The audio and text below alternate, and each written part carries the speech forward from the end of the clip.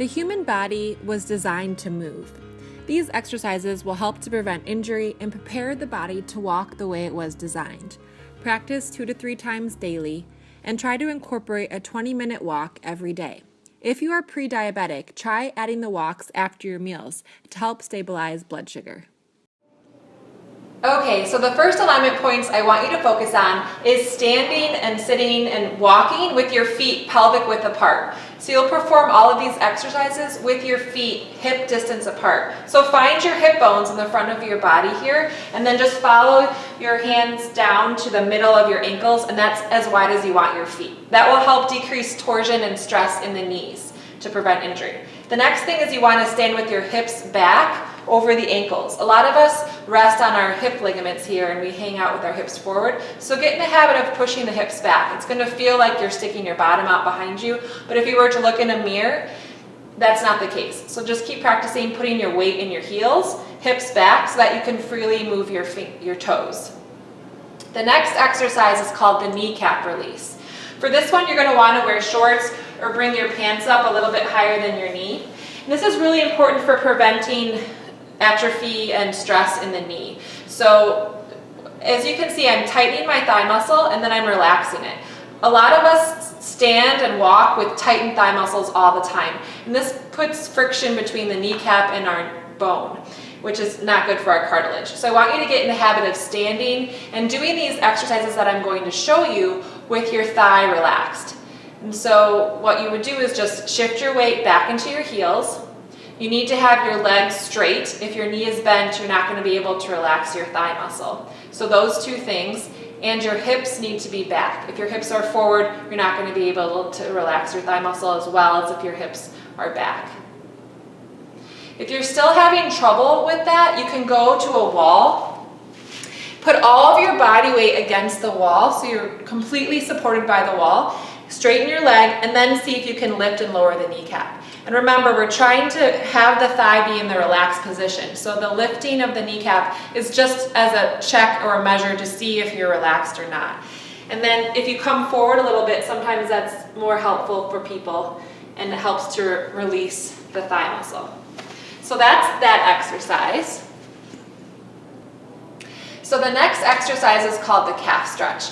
Now the best stretch for your calves is actually wearing shoes without a heel, and we'll get into that more later, as well as not bending the knee in the first place. And we tend to bend the knee all day long when we're sitting in chairs, so just something to think about. You want to get up and move around and maybe straighten the leg while you're sitting in the chair.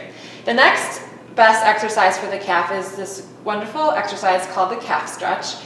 With it, you'll need a half dome, which is what you see here, or you can use a couple thick rolled towels with rubber bands at the ends of them. I'm going to step my foot up here on the dome, keep the mid part of my foot on the dome, and my heel is going to be on the ground. I'm going to just stand here with my feet hip width apart and the tops of my feet pointed straight ahead. So I don't want to turn my feet out. I want to keep my feet pointed straight ahead. That's good alignment. I'm going to push my hips back. I'm going to relax my thighs, relax my kneecaps. I'm going to hold this stretch. You want to feel a mild stretch in the back of this calf that's on the dome. If you don't feel a stretch, you can step the other leg forward a little bit until you do. If the stretch is too intense, you can just step that leg back a little bit further forward.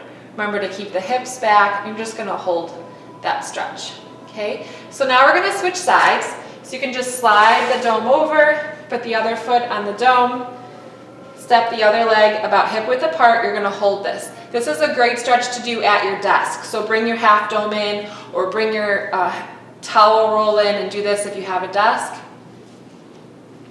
And sneak a few stretches in during your day. Just going to hold this. The hips are back, the thighs are relaxed. You're feeling a nice stretch in that calf. And if you need to increase the stretch, you can step forward a little bit with the other leg. So the next stretch is called top of the foot stretch, and just as a warning, this stretch can be a little painful because our feet tend to be very stiff and tight from being in shoes for many, many years that don't allow our feet to have the mobility they need. So this is a great stretch for getting back that mobility. It's called top of the foot stretch. You're going to curl the top of the foot down onto the floor. Okay, and this can be painful, and you might only be able to do the toes just a little bit because you're so stiff. But the more you do this 2 to 3 times a day, holding for a minute, the less painful it will be. And as you start to get better at this, you'll be able to bring the leg further back and put more weight on your foot. So let's switch sides, bringing the other leg back. You're going to want to do this exercise barefoot. My shoes are flexible enough that I can do it with my shoes on, but most of the time you're going to want to take your shoes off and do it barefoot. So hold, remember to keep your hips back, your thighs relaxed, lots of things to think about, and the feet in good alignment. And we're doing this to prevent future injury from poor alignment and friction occurring between our bones. So the next stretch is called the double calf stretch with the dome and without the dome. We'll start without the dome first. This is a great stretch. Again, because of our culture, we tend to be in a bent knee position for many hours of the day, which shortens the calves and the hamstrings. So again, the best stretch is to not bend them in the first place, and the second best would be calf stretch and double calf stretch, which I'm going to show you right now. So first, without the dome, you're going to hold on to a chair, so you can do this at your desk. Your feet are going to be about hip width apart, and you're going to push your hips back past your ankles, making sure that your low back stays in this concave position. You don't want to round your low back. It's going to put pressure on your spine, and you won't get the stretch in the hamstrings that we're looking for. So if you need to come up a little bit higher in order to maintain a lifted tailbone position, I want you to do that. You're going to push your hips back, and you're going to hold this for about a minute. And just breathing. You should feel a stretch all along the hamstrings here. Okay, so you'll hold that. And a minute is a lot longer than most of us think, so.